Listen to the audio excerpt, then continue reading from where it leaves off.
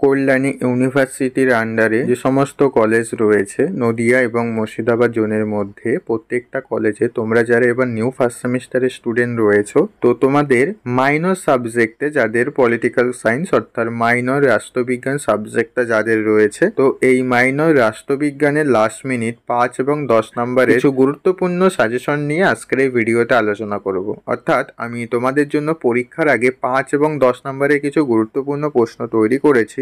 এই প্রশ্নগুলি যদি তোমরা পরীক্ষার আগে ভালো করে পড়ে যেতে পারো, এর মধ্যে থেকে তোমরা পরীক্ষাতে 5 এবং 10 নম্বরের হুবহু প্রশ্ন কমন পেয়ে যাবে। তো কি কি প্রশ্ন রয়েছে তাহলে এবার তোমরা প্রত্যেকেই সেগুলি দেখে নাও। তো দেখো, স্ক্রিনের উপর তোমরা প্রত্যেকেই প্রশ্নগুলি দেখতে পাচ্ছ। প্রথম প্রশ্ন দেখো রয়েছে, মৌলিক অধিকার ও নির্দেশমূলক নীতির মধ্যে পার্থক্য লেখো। পরের প্রশ্ন আছে, ভারতীয় সংবিধানের 19 ধারায় সংরক্ষিত স্বাধীনতার অধিকারটি বিশ্লেষণ করো। পরবর্তী প্রশ্ন রয়েছে, ভারতের রাষ্ট্রপতি ও প্রধানমন্ত্রীর মধ্যেকার সম্পর্কটি আলোচনা করো। পরবর্তী প্রশ্ন রয়েছে, লোকসভার অধ্যক্ষ বা স্পিকারের ক্ষমতা ও কার্যাবলী সংক্ষেপে আলোচনা করো। তো তার পরের প্রশ্ন রয়েছে, ভারতের সুপ্রিম কোর্টের ক্ষমতা ও কার্যাবলী বর্ণনা করো। পরের প্রশ্ন আছে, রাষ্ট্রপতি ও মন্ত্রী পরিষদের মধ্যে সম্পর্ক বিষয়ে একটি সংক্ষিপ্ত সমালোচনামূলক মূল্যায়ন করো। পরবর্তী প্রশ্ন আছে, ভারতের পার্লামেন্টের দুটি কক্ষের মধ্যে সম্পর্ক বিশ্লেষণ করো।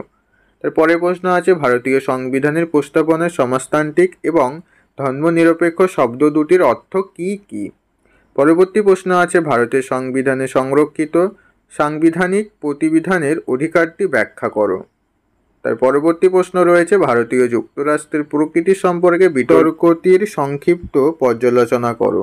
পরবর্তী প্রশ্ন রয়েছে, শোষণের বিরুদ্ধে অধিকারটি সংক্ষেপে লেখো। তার পরের প্রশ্ন আছে, ভারতের বিচার বিভাগীয় সক্রিয়তা সম্পর্কে লেখো। তারপরের প্রশ্ন রয়েছে, হাইকোর্ট কি কি আজ্ঞালেখ জারি করতে পারে সংক্ষেপে আলোচনা করো। পরবর্তী প্রশ্ন রয়েছে, সংক্ষেপে পার্লামেন্টের নেতা হিসেবে প্রধানমন্ত্রীর ভূমিকা লেখো। তারপরের প্রশ্ন রয়েছে, রাষ্ট্র পরিচালনায় নীতিসমূহ নির্মাণের নির্দেশমূলক নীতির গুরুত্ব কী?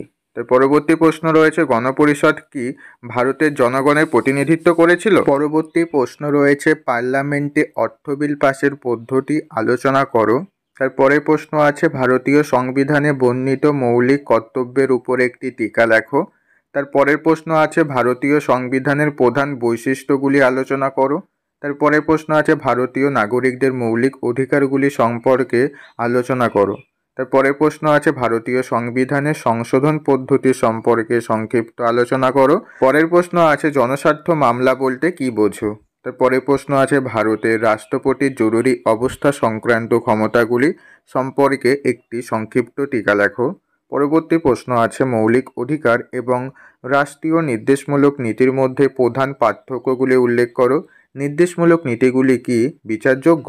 অথবা এই প্রশ্নটা তোমাদের ঘুরিয়ে দিতে পারে যে ভারতীয় সংবিধানে উল্লেখিত মৌলিক অধিকার ও নির্দেশমূলক নীতিগুলির মধ্যে পার্থক্য দেখাও। পরের প্রশ্ন আছে, রাষ্ট্র পরিচালনার নির্দেশমূলক নীতিগুলির তাৎপর্য সংক্ষেপে আলোচনা করো।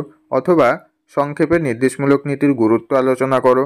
অথবা ভারতের সংবিধানে বর্ণিত রাষ্ট্র পরিচালনার নির্দেশমূলক নীতিগুলির তাৎপর্য সম্পর্কে একটি সংক্ষিপ্ত টিকা লেখো। তারপরে প্রশ্ন রয়েছে, ভারতের সংবিধানে স্বীকৃত সাম্যের অধিকারের ধারণাটি আলোচনা করো। অথবা ভারতের সংবিধানে 14 নম্বর ধারায় প্রদত্ত সাম্যের অধিকারের ব্যাপ্তি আলোচনা করো। পরবর্তী প্রশ্ন রয়েছে, কেন্দ্র ও রাজ্যের মধ্যে আইন সংক্রান্ত ক্ষমতা বন্টনের উপর একটি সংক্ষিপ্ত আলোচনা করো। পরের প্রশ্ন আছে, ভারতীয় সংবিধানে অভিভাবক রূপে ভারতের সুপ্রিম কোর্টের ভূমিকার উপর একটি সংক্ষিপ্ত টিকা লেখো। তো এই মাত্র কয়েকটা প্রশ্ন তোমরা যদি পরীক্ষার আগে ভালো করে পড়ে যেতে পারো, এর মধ্যে থেকে তোমরা পরীক্ষাতে মাইনর রাষ্ট্রবিজ্ঞানের প্রায় সমস্ত প্রশ্নই পরীক্ষাতে কমন পেয়ে যাবে। ওকে, তো এই প্রশ্নগুলি তোমরা প্রত্যেকেই ভালো করে পড়ে নাও।